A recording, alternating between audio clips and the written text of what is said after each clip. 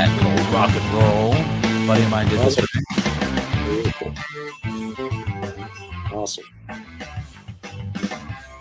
Mr. Matt, thank you for being on the Right Balance podcast. I'm very excited to talk to you. I don't even know what I'm more excited about, your history with the Hellcat and the Confederate, or the what you're creating now, the Curtis One. I mean, there's so much going on. How would you like to start? What do you think is a good starting point? All right. Well, let's start with that '69 Sportster. Yeah. I think when I in 1977, I'd had learned how to ride in the dirt like everybody from when I was like 12, like a lot of kids back then in the 1960s. And I had all these. I love the British bikes. So I had British bikes. First with this, I had a CB160 Scramble, then the British stuff, and maybe the Trophy Trail. I had a Trophy Trail that I got in '71, which I really liked, which was a Steve McQueen bike. His was blue, mine was yellow. But when I got the '69 XLCH, which was a little more money, because the back then the British stuff was maybe 2/3 the price of what a Harley would run. That was a real moment in time. Really got me in a space where I very much began to appreciate the notion of the quote great American road bike experience. Because I got the bike in Macomb, Mississippi, and I rode it back to Baton Rouge, where I was attending LSU Law School. And on that highway, man, I mean, my soul was soaring. I was like, something. There's something going on here that I'm really digging. It's like almost like the difference between I've been with girls, but now I'm with a girl I'm going to marry, or something like that. This is a girl. I really feel connected to this. And then so you flash forward, after all the Japanese motorcycles and all the cool stuff in the '80s and '90s, getting back to Harley, because I went through this other period, and then the idea of the making of the Hellcat was getting back to that great American road bike. What had happened is, in my mind, was Harley had gone through this transition where they became a great business, and they, when I got into the business, Harley stock was like 25 cents, and like 18 years later was $75. So they went from basically not having value to being worth $6 billion and being the most valuable motorcycle brand in history. Honda beats them, but Honda's really a car brand, obviously. Right. They started with motorcycles, and then like BMW. So, but in the commoditization of the real road bike feel had been had kind of been lost. It had been lost. Yeah. That wasn't. They've become much easier to use, and made for a broader audience. So what we did with the Hellcat is we brought it back. I mean, the Hellcat, the G1 Hellcat, was kind of like what you would experience on an XLCH in 1969. It was a very authentic American motorcycle. 30 degrees of rake, about 64 inches wheelbase, 88 horsepower, 100 foot-pounds of torque, 490 pounds. So it had the lightest wheels, ZR rated 17s. It was the first American bike to ever run light wheels, the world's best brakes, the best suspension. And we turned the transmission upside down around and ran it in reverse, stored the center to center distance between the output shaft and the crank by about 5 inches. And then we tied it all down as a monocoque and billet to the swing arm pivot. So you had this big 3-inch welded frame that was super robust. So it was very, very rigid, the chassis. So it was a new way of imagining what it was like to be on an American motorcycle. And we used that for 24 years. We stayed with that formula. It was great. Yeah, I remember seeing the first one ever. I was working at a Harley dealership in 2008, 2009 in Monterey County. And there was a guy in Monterey County, he owned one. And I remember seeing that thing. It looked it blew my mind away. And it's interesting because back then there wasn't, and I've said this many times on the podcast, back then there wasn't many customization companies making parts for motorcycles. I mean, there was Custom Chromes, there was a handful of companies, you know, that were around, but Yep. nothing like it is today. So back then to see something so customized and so beautiful, I mean, it turned heads. It's not. It was. You know, it was novel. I mean, I always believe that sales are best. You know, that if you're going to be a new brand, you know, the new Curtis is a very novel looking bike. I think that if Beautiful. the thing that I'm most pleased with about the work that the company has done is that the motorcycles are novel to look at and they are timeless. If you have a G1 Hellcat right now and pull up to, you know, you can pull up to some bar and grill where there's a lot of guys on Harleys, and the guys on Harleys will come out and be like, dude, I like your bike a lot. I mean, Oh, they'll lose their, you're not gonna, you know, everyone still digs.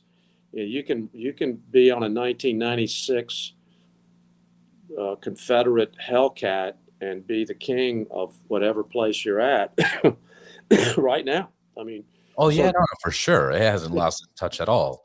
It is no, still, there's nothing bad about it. I yeah. mean, yep, it's a good thing, and we just got them. You know, we just worked the program, and we made 8 different V twins.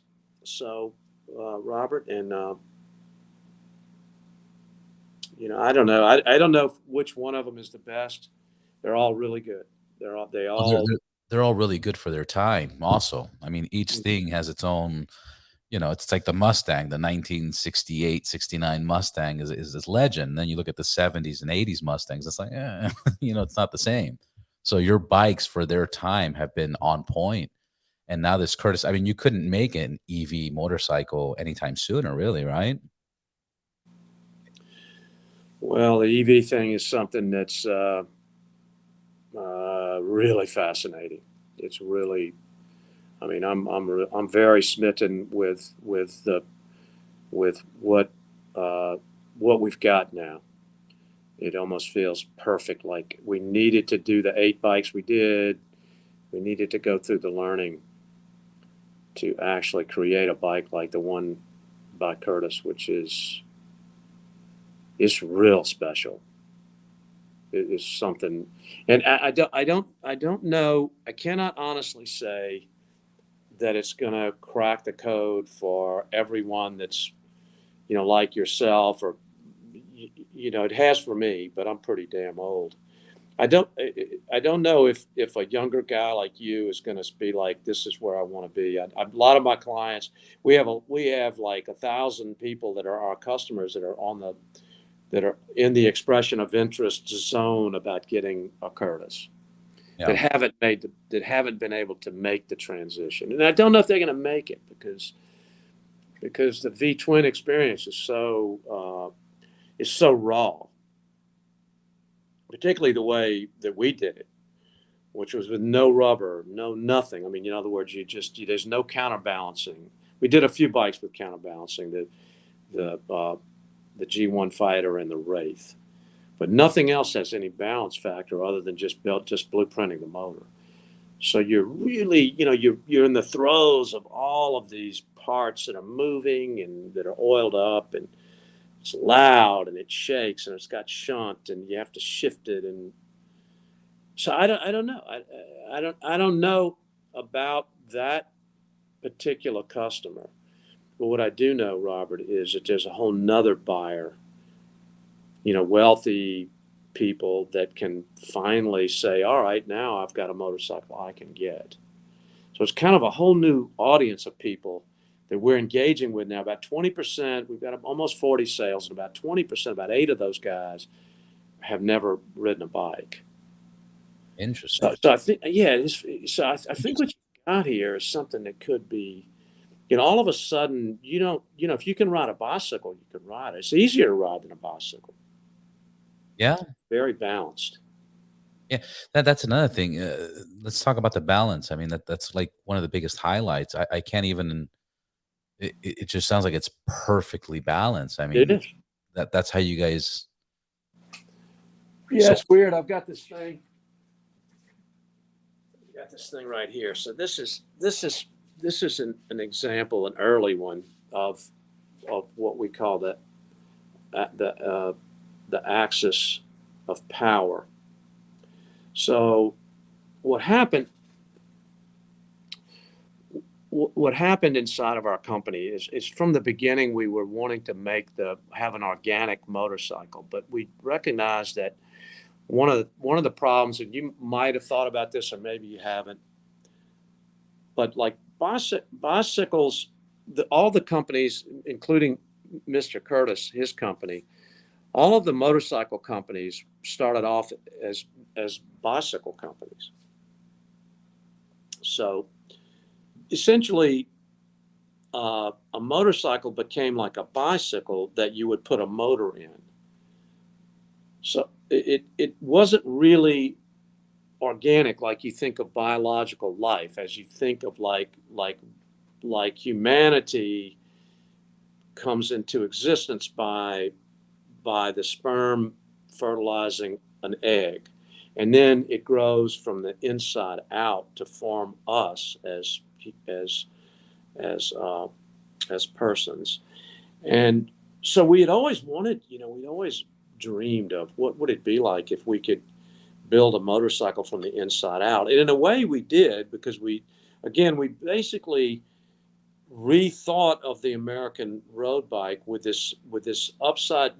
So if you take, we made the transmission in the Harley vertical. It was derived from a Kawasaki drag bike from the 80s, where they ran the transmission in reverse. So we took the transmission that laid like this, and we turned it this way, and then this way, and then this way, and then the shaft came out this way, and it ran in reverse. So it was kind of, let's go to the very center of it, and then we located that to the swing arm pivot. So we were kind of doing some inside out thinking. But this is a greater version of it, because the way you start the build of a Curtis is you tap this shaft through the center of the axial flux, the very special axial flux motor. It's keyed to the inside of that motor, Robert. And then you have the motor centered on the centered shaft, and then you build your bike. Then you put your core of the motorcycle onto that, and then the legs on the outside of the shaft, the swing arm pivot. Yeah. And everything else just follows symmetrically, completely balanced. So side to side weight is idealized. There's never been a bike made like this. It's just kind of a small thing, but No, it's a huge thing. but yeah, they say that Jacqueline Kennedy, if you look at her shoes, like one of her shoes had a little more of an extension on the heel, because one of her legs was shorter than the other one. Right. So if you imagine, most people's legs are pretty damn symmetrical, so their gait is very smooth and feels very organic to them. But if you did have one leg that was shorter than the other, then that is something, whether we realize it or not, on a gas or on an ICE, you're always, when you get on that bike, it's always, with all the various parts, like on your GS or whatever it is, it's always going to be a little, if you hold it, it's going to fall to one side of the 100%. I look at my wheels, and it's like the left side of my wheels is being wasted more than the right side. Another example that I think about, you look at a professional swimmer. I mean, they shave their hair off their body because you lose a race by half a second or a second. That could make that difference. So everything counts. Everything in life is balanced. Look at our planet. Look at where we're at in the solar system. I mean, it's so perfect that if you change anything, it's a game changer. So, and that's what I was going to ask. When you say buyers like me or the younger generation or whatever the case is, do you think one of the reasons that maybe they would be turned off is because they haven't experienced something like this?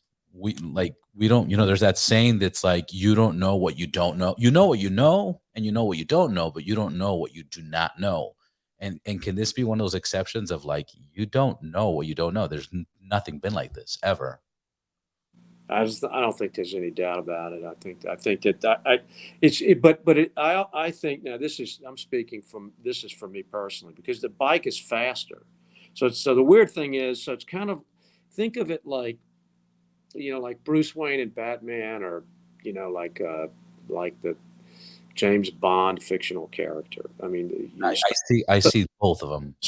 Maybe James Bond could kick the shit out of Mike Tyson because he knows some crazy way to fight, that some kind of scientific way to fight.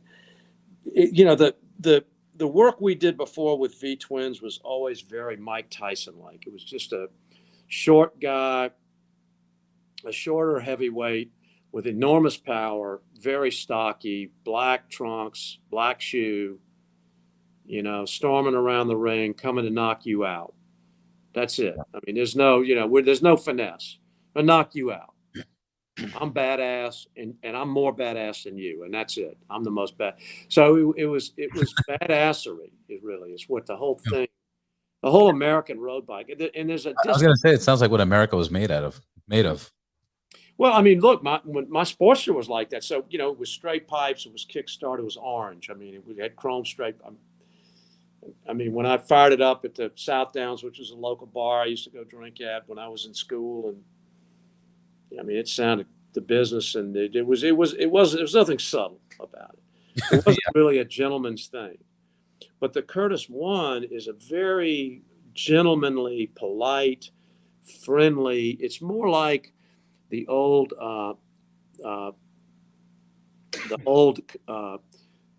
pitch line or strap line of Honda. You meet the nicest people on a Honda. So you'd have like the Beach Boys, and in California, in Southern California in the early '60s, and they would be on some cool little Honda Cub, and they would be playing some pleasant sounding music that was real friendly. But the Harley thing was more like Altamont, and the Rolling Stones, and Jimi Hendrix, and and choppers. Yeah, I get that. No, It's a different situation. And the look, the first thing that I look when I see the Curtis One is I get that you've seen the movie Kingsman, right? Oh yeah. It's that kind of vibe. You bring up Batman, I don't see Batman on it, but I see Bruce Wayne on it. It's That's right.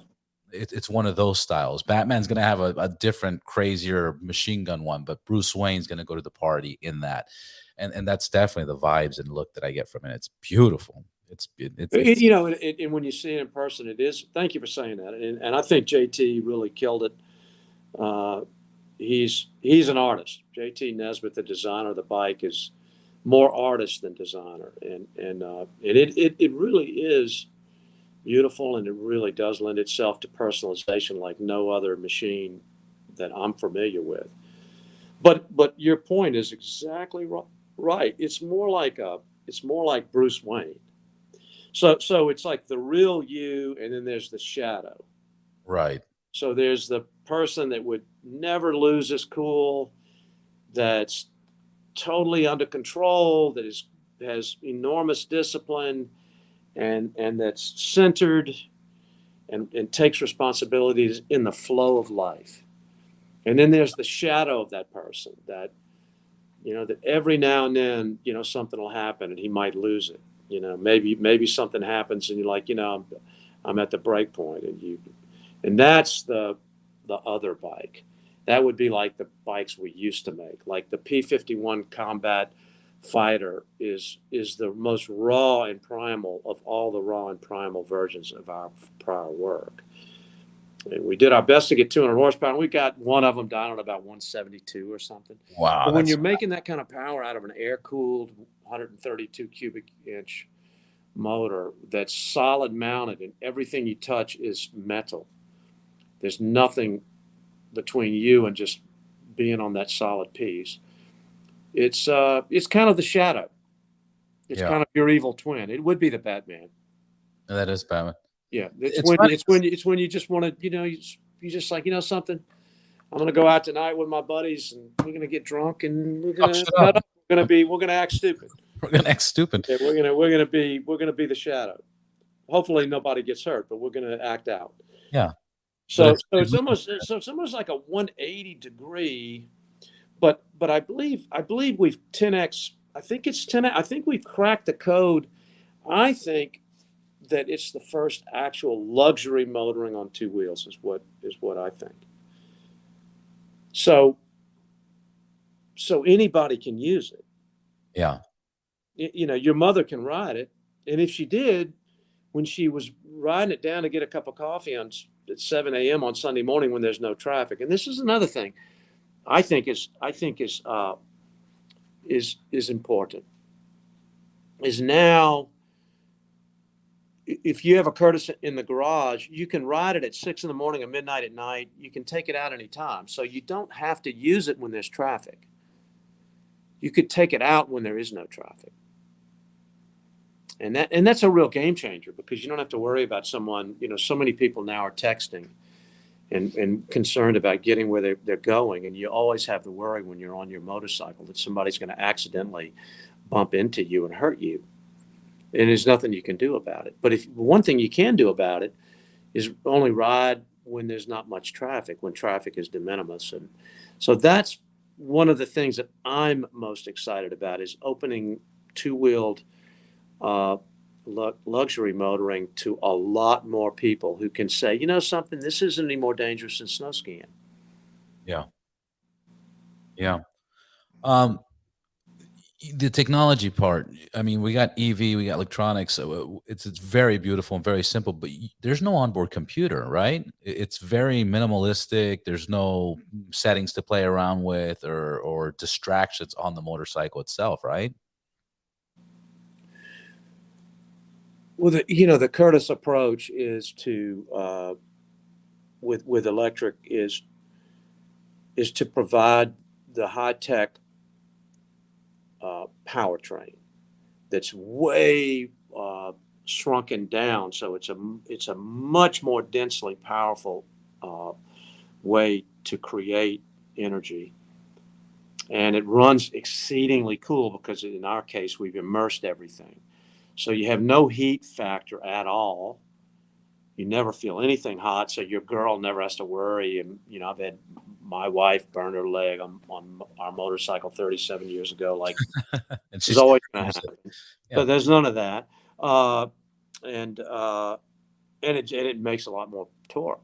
It's a lot more powerful. Yeah, it's all But you're right. You're right. We did not put anything between the rider. So, but you're still in an analog universe. So you're in control of the motorcycle. So we didn't want to put a computer between you and the device, even though we could have, and we could. yeah. There's a lot of computing on board, but that's just not where. What we want is for you to learn your bike. So if you get a Curtis One, then you're going to have to rethink because like when you're in the canyons, Robert, you can't sometimes you can't pull the clutch and stop. You're always connected because it doesn't have a clutch. You have two brake pulls at the handlebar. So when you're going around the corner, you're always in gear. Yeah. So you kind of have to. No, it's amazing. It's I have a live wire as well, and Yep. this EV bikes are it's amazing. Obviously, it's nothing compared to Curtis One, but no clutch, no messing around fumbling through gears, no just jump on and give it a go. And I do like what you get the direction you guys are going without messing with settings. Like if I was to make a recommendation and you guys are going to have some kind of settings to be modified, then do it via app. So you have to be off the bike, it's in neutral, and you can say, all right, sports mode or rain mode or whatever you're trying to do, if raise the suspension, lower suspension. But you do it via app. So once you get on the bike and it's moving, the app won't even connect to it. So you have some kind of modifications. But I know the Curtis One comes with its own toolkit, and the toolkit gives you all the tools to adjust anything and everything on the bike, correct? Yeah, it just a very small subset of tools. You can take the whole bike apart. It's a really That's awesome. it's a really considered thing, and you can change the rake and trail, which is kind of a weird thing to be able to do, but you can, and it makes a big difference. And it has a multi-link rear suspension as well, so you can change ride height. Uh, Beautiful. so it's oh yeah, yeah, it's I mean, it's a tinkerer's dream, but at the same time, we can set it up at the factory and bring it to you. And I'm glad that you like the analog approach. I, Love it. I think that they're too that things are too complex. So we're not trying to make it harder. We're actually wanting to make it super easy to use, and it is. It's real easy to ride. One of the big things we went for was kind of what you would think of as if Bentley or Rolls-Royce had a had an electric motorcycle. So the Curtis would be like the Rolls-Royce Phantom if it were a car. Yeah. So now it is 217 horsepower capable. So there's this enormous, and it weighs about 450 pounds. So there's an enormous amount of potential speed that you can get to. But the basic tuning of the machine is soft and sublime in terms of the way you use it. So when you roll the throttle, it's gentle off the line.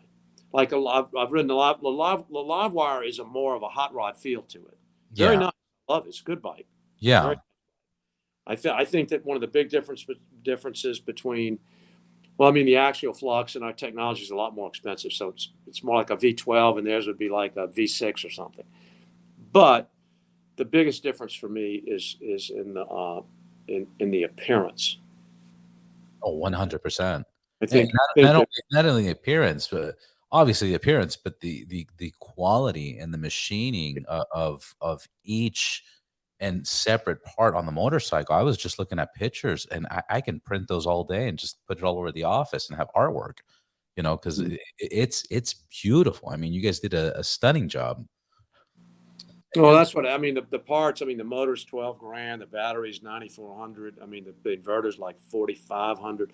So you're all the pieces, the proprietary pieces are like 25,000 to make, and we've got 130 rounds of them. So it's a really expensive thing. Yeah, I mean, it's very. it looks really awesome because in the same way that Kobe beef is great. It's because it costs much to create a beef product like that. I mean, it's worth it. If you have it, Absolutely. If it's you worth like caviar, you should eat caviar. it. You should, if you can afford it. You know, So, if you can afford it. so there's that. But there's also just I'm real pleased with the way that we were able to get the I think it relates, and I'm not really sure about this, but I think it relates to the inside out to the to to this first principle approach.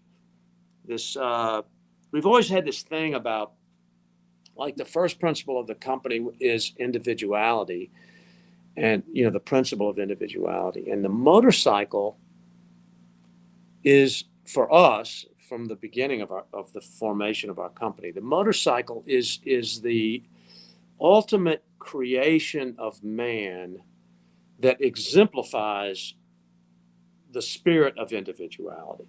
So when you and Jason were riding your GS, your two GS BMWs yesterday, even though y'all are together, it's very much an individual thing.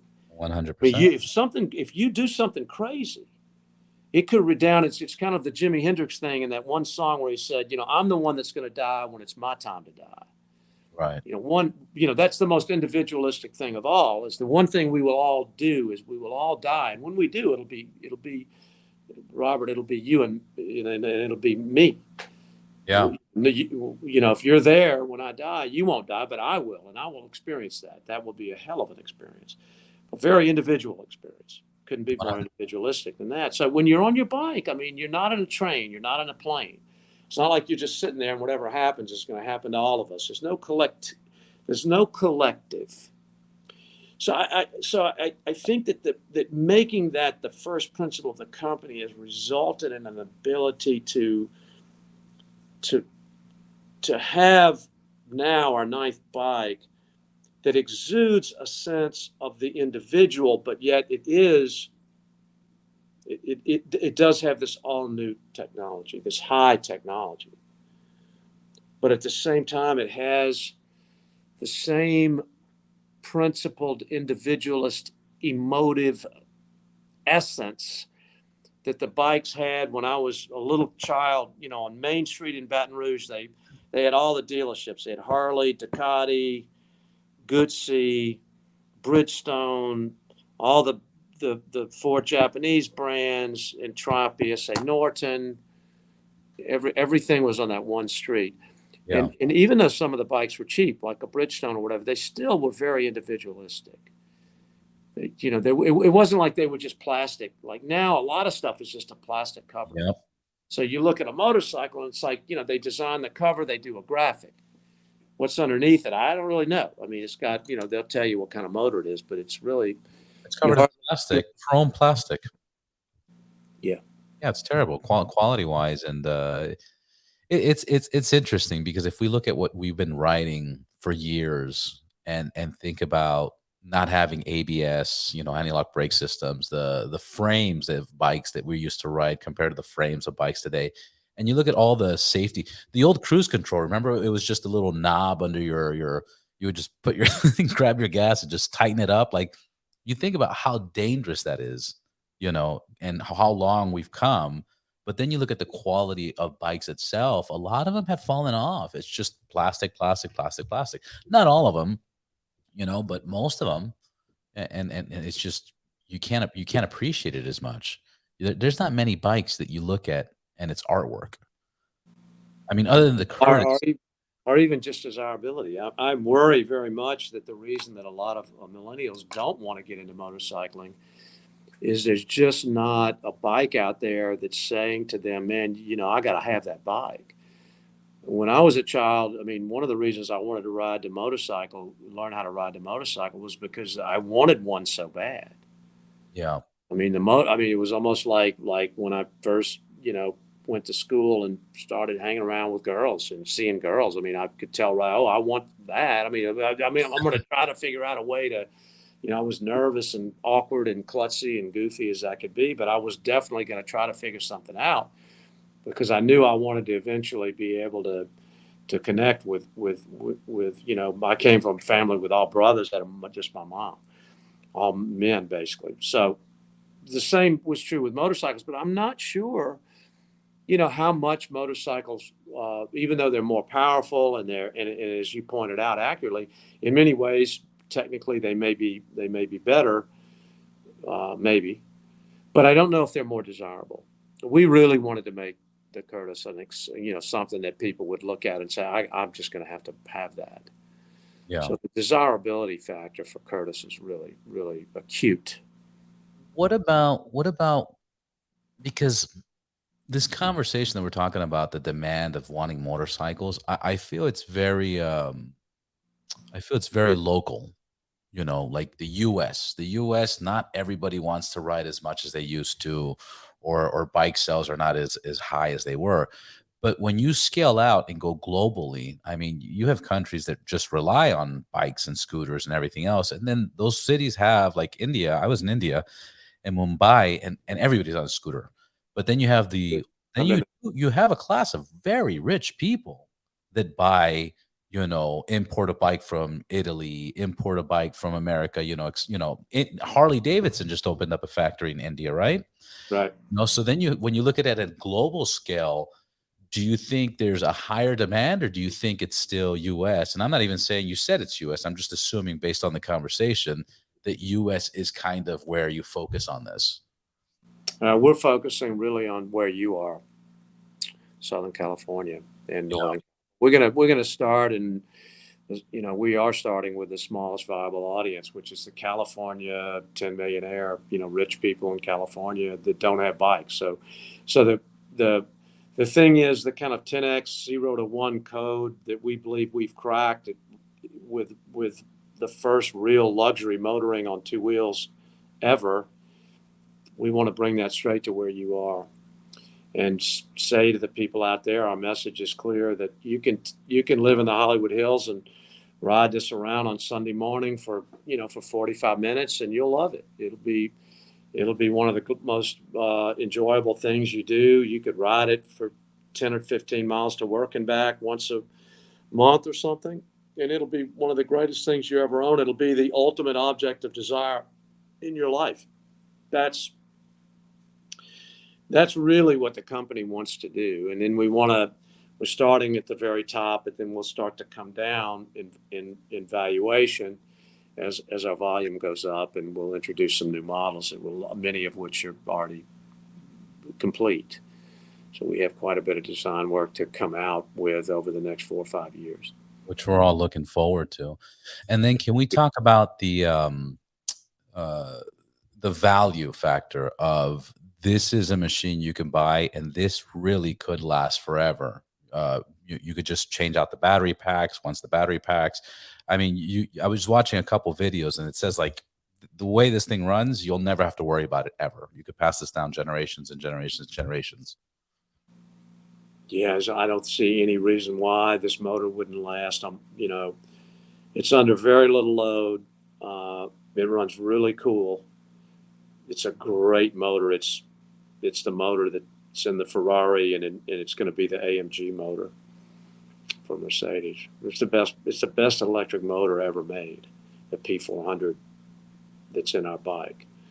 So, and it's the only thing that moves. So you have this shaft and the motor. So that's it. So there's, compared to what we've been dealing with ICE, where you have this plethora of moving parts everywhere and all this shunt and vibration and all that. So there's no vibration. And then we use the immersion cooling system so that all of the electronics are immersed in the dielectric fluid. So as we all know, even my blender in the morning, if it gets hot, it'll cut out. Heat is the enemy of electronics. So, So we've eliminated that factor. So that's good. I just feel like, the battery obviously is going to have to come out every 10, 15 years, at least for now, until I'm sure that they'll eventually will have a battery that'll last longer. Yeah, that would be the only thing. And we designed the bike where it's relatively simple. A couple of hours, we can pull this battery out and we can put a new battery in. So the That's dream, amazing. Yeah, I'm sorry. No, that's amazing. Beautiful. Yeah. Beautiful. Well, the idea is that you could get this thing and you could give it to your grandson and he could give it. I everybody has this dream of having some kind of ultimate heirloom like this, but imagine something this personal. Like this is a lot more than, my dad's leather jacket or whatever that I have. This is great, but what we're talking about now is something that, this was my great grandfather's motorcycle. And I don't think, and this is pivotal, I don't think it's going to be any different. I don't know what would really wear. You might have to do some bearing replacement, maybe. But I don't know why you would. I don't know. It's just not a lot of stress on the motorcycle. That's beautiful. Yeah, it's a super exciting time for us because you dream about these things, but with the way that the machine worked, the machines that we made, the difference in how many little detail moving parts and the way that everything works with all of the vibration and shunt, it's just such a different world. Just as something as simple as the life of a grade 8 fastener over time on one of our old bikes versus our new one, where you have no vibration at all. It's wild. Yeah, it's quite interesting. Yeah, it's very wild. Where do you stand, on my opinion on self-driving cars? I wasn't interested in it before. I was like, no, people can drive better than self-driving cars. But I ride so much through traffic in California and Los Angeles that, I'm looking inside windows and people are texting and people are eating food and people are fighting and arguing and they're just not paying attention to cars, or anybody around them. I'm at the point where I can't wait for self-driving cars. You got infrared sensors, cameras, et cetera, et cetera, et cetera. Technology is growing. If a car needs to lane split, it'll get to a point where a car can communicate to the other car and say, hey, I'm going to lane split, make room. The car goes in. I'm sure they'll see a motorcycle way better than a person on his phone texting. Even my Tesla now that, realizes people crossing the street sees motorcycles. What's your opinion? Would you agree with that statement, or what, are you excited about self-driving cars, or you don't care for it? I'm right there with you. I think that one of the I believe that the future, one of the reasons that I believe that what we're doing is so important is because I believe that in the future, say let's flash forward to 2050. My visual of 2050 is that there won't be an ability to use a car, a four-wheel device, for an analog driver. So you won't be able to, you'll live in a world where you will only be able to go out on four wheels in a pod that will drive you. Because, and I say that to you because I think it makes legislative sense. So if Right. I go out in my 6,000 pound pickup truck and I'm acting out, I could run over a guy in a pod and kill him. So they can say, we're just going to not even take that chance by just making it where if you want to go out on the grid, and that's what it'll be, you've got to you've got to be in the computer controlled device. Right. This opens up a world where the only analog way for me and you to transport ourselves is on two wheels. Yeah. Because you cannot have a computer controlled motorcycle because of the nature of the nature of balance on two wheels. Actually, they're doing it. Yeah, BMW has something. I think they are. I think they're going to try for that, but I don't think it's ever going to be satisfactory. But I could be wrong about that. Yeah, I saw some videos. It was interesting that they have BMWs that ride in the track on their own. As they stop, kickstand comes down. As it moves, kickstand rolls up. And I don't know. I don't remember exactly what they're going to use it for, but it looks cool. Why Yeah, not? yeah. It to me, it sounds like something that that like a technology that's not like I don't think that I want to climb on board uh, a horse, for instance, and just be strapped on top of the horse and just let the horse just gallop around wherever he wants to go the No, way he wants to. 100%. I was just bringing Uh, up the yeah. self-driving cars because as a motorcycle rider, I would I would feel so much better if 99% of the cars were self-driving. Well, that was where I was headed, which is completely in line with great minds thinking alike. I completely think you're onto something because once you and I can get on our Curtis motorcycle and ride around LA and every car is on a grid, which is where we'll be in 20 years, let's say, then we don't then that removes the chance of us getting hurt by a car. That Yeah. will so I mean just imagine how awesome it would be to ride knowing that couldn't happen. Yeah. Oh, So the 100. only way now you could crash into a car, and I think that the legislatively it'll be okay for you and I to have our bike because if we crash into a car, we're not going to kill the guy in the car or the girl in the car. Right. If we Right. if we crash into the car and if you're in a 5,000 pound car and I'm in a 5,000 pound car and I crash into you, I'm going to hurt you. But if I hit you on my 450 pound Curtis, it's not going to do anything. It's It's going to not hurt me maybe. So I could still crash into you, but you can't crash into me. Oh man, what a wonderful set of, freedom. yeah. I mean that opens up now. Most people's fear is that they're going to get run over on a motorcycle. They're afraid to ride because they don't want to get hit. I think we can remove some of that fear now by the accessibility of the quietness of the motorcycle. So even if you live next to an infant, next door neighbor has an infant, you don't have to worry about waking up the baby at 5 in the morning if you want to go ride when there's no traffic. Be the first person at the coffee shop when they open up. No problem.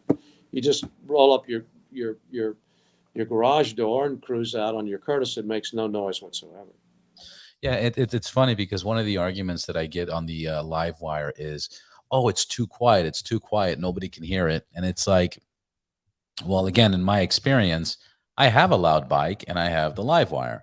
Uh, the only time the street glide or the Harley, the loud pipes helps is when you're in slow traffic and you can be like, boom, boom, move out of the way, move out of the way.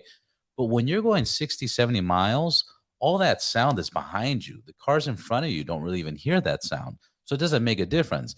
What I did notice that I do like and I see people respond more to is bright lights. Like on the BMW, I have these bright lights and people see bright lights. I think bright lights is more important than loud pipes. And anyways, like I said, that's just disregarded because you could have a bike that's silent. That doesn't matter. You got to be seen. You got to make yourself seen, period. Yeah, look, I can see that both ways. I'm loving the quietness of riding the Curtis. It just makes me feel more a part of the organic, natural side to being on a motorcycle. I feel more environmentally connected. But I also, again, it's just the real person and the shadow side. The noise of a big V twin is always going to have a certain kind of knockout punch to it for people that grew up with it. So I don't know if I can ever be acclimated out of that. Yeah. And so it's just maybe the answer is to have both. I mean, tell me what it's like to have the live wire and the street glide and the road glide and the GS. I mean, it sounds like you're in a kind of a perfect world. You got four. I don't have the road glide. I used to have a road glide, got rid of that, but I have the streak line, the GSA, and the live wire. That's nice, man. Yeah, it's the best of each his own class. Yeah. It's currently, and obviously we're talking about in general market. Um, yeah, it's nice. I don't know what to tell you. When I ride the GS, I love the GS. This is amazing. When I ride the Harley and I'm going to the local bar or something, I love the Harley. I love the feel when I'm going down Sunset, when I'm in downtown LA, hearing the noise, bounce off the city. I love it. And when I'm on the live wire, same man, and I interesting enough, I consider myself a pretty damn good rider, and I could split lanes. Like one or the other doesn't make me split lanes slower. My riding is consistent on all bikes. It's just different. The live wire, that silence. I don't know. I feel like a ninja. On That's the good. Yeah. yeah, on the Harley, I feel like a thug, and I could just everybody's Yeah. like everybody moves out of the way because you're a thug. And Yeah. on the GS, I feel like I'm a cop because my bike's painted all white and it's got all these lights on it that people just like burp. It's just authority. An authority is coming through when you're splitting lanes. So it's Oh, that's great. I love it. yeah. So it's just, am I a ninja today, or am I a badass? And it's weird because even my outfits, like when I ride another bike, I gotta wear a different outfit. So I gotta have Yeah. different outfits for 3 different bikes, which is even more ridiculous because then you start going into cost of clothing and customizing each bike. It's crazy. Anyways, it's crazy. I love what you just said, and I think that's that when I was growing up, we used to say the motorcycle makes the man, and in this case, you get a chance to express yourself three different ways. Yeah. I love what you just said. So you have authority, kind of a thuggish shadow self, the more authoritative, and then the ninja. Yeah, that makes perfect sense. Yeah. Yeah. That's the way I would describe it. And like I said, I see Curtis and I think it's Bruce Wayne. That's the Bruce Wayne of motorcycles. Well, we may just follow up on that. I think you might have just given us a great, some great feedback. Matt, I know you're a busy man. I want to say thank you so much for your time. I really hope to meet you. I know, I've been seeing we have a very small circle. Yeah, Whether it's Jason and then Hyman. Hyman's a good friend of mine. yeah, he's a great guy. He's the The best, best. He's the best. the best, the best of the best. Yeah. I've been hanging out with him quite a bit lately, but one of the best moments I had was him just playing with my 3.5-year-old, just for like 40 minutes. Just he was just playing with my kid, and I was like, this is amazing. Like, this is Yeah, I outstanding. have to say that I mean, knowing Jaime is one of the best things that's ever happened in my life. He's like if ever there was like a perfect human being, at least around me, I Yeah. can't find a flaw in the guy. He's like the coolest guy. He's got everything going for him, but yet he's totally humble and sweet, and he's just the most decent fellow. And also he is kind of the Bruce Wayne Batman Yeah. persona guy. I mean You're right. he's super cool. Uh, yeah, Yeah. I vouch for that 100%. And so do many. But yeah. Matt, I love what you're doing. Thank you. Very excited. Uh, this project that you guys are going to do with Jason, I think that's going to give opportunity for other people to also get involved with this. And I think your market is going to grow. It's going to grow very big, especially with all this cryptocurrency and all this technology coming on. So the opportunities are great. But we'll leave it at that, and then hopefully next time I'll see you in person. I hope so. Thank you so much. I enjoyed it. Thank you. All right.